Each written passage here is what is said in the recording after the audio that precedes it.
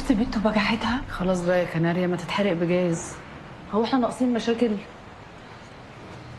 قاعدين كده ليه؟ في حاجة حصلت ولا ايه؟ مفيش شريكه. انا هطلع بقى عشان امي كلمتني وجايه لي. ما تزعليش نفسك يا كناريا.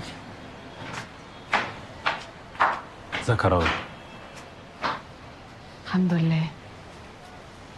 شكرا على اللي عملته معايا في الاسم،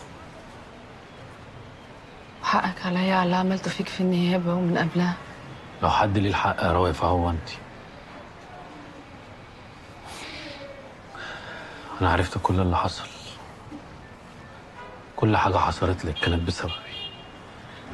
أنا مش ندمانة على اللي عملته، ولو الزمن رجع هعمله تاني. بحبك.